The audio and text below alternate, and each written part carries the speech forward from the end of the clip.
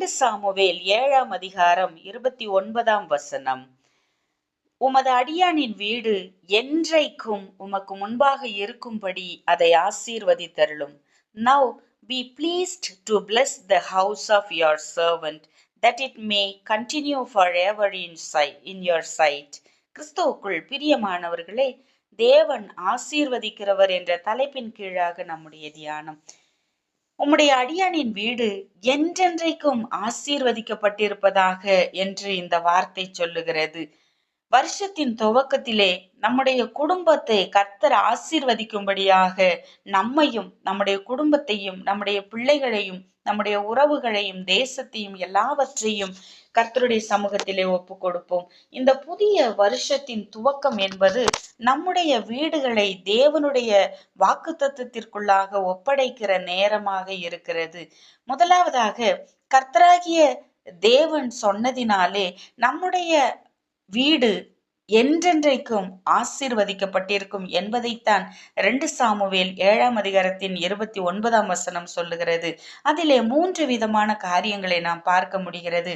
ஒன்று, ஆசீர்வாதத்திற்கான அடித்தளம் என்னவென்றால், தேவனுடைய வாக்குத்தத்தமானது தாவீது தன்னுடைய தகுதியை வைத்தல்ல, தேவனுடைய வார்த்தையை பிடித்து கொண்டதினாலே அவருடைய வாழ்க்கையில் அது நிறைவேறுகிறது.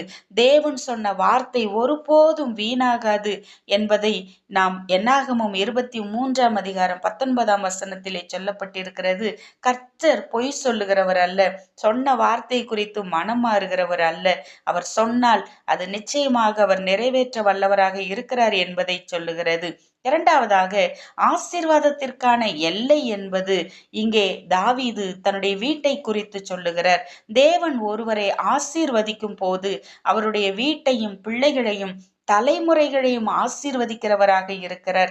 ஆகவேதான் யோசுவா 24ஆம் அதிகாரம் 15ஆம் வசனத்திலே, நானும் என் வீட்டாருமோ வென்றால் கர்த்தரையே சேவிப்போம் என்ற முடிவை யோசுவா எடுக்கிறார். இன்றைக்கு நாமும் அப்படிப்பட்ட முடிவை எடுக்கும்போது கர்த்தர் ஆசீர்வதிப்பதற்கான வழியை நாம் உண்டாக்குகிறோம். மூன்றாவதாக, ஆசீர்வாதத்திற்கான காலம் என்பது என்றென்றைக்குமானது. மனிதனுடைய ஆசீர்வாதம் தற்காலிகமாக இருக்கும், தேவனுடைய ஆசீர்வாதமோ நித்தியமானது, அது என்றென்றைக்குமானது, தலைமுறை தலைமுறைக்கும் உள்ளது.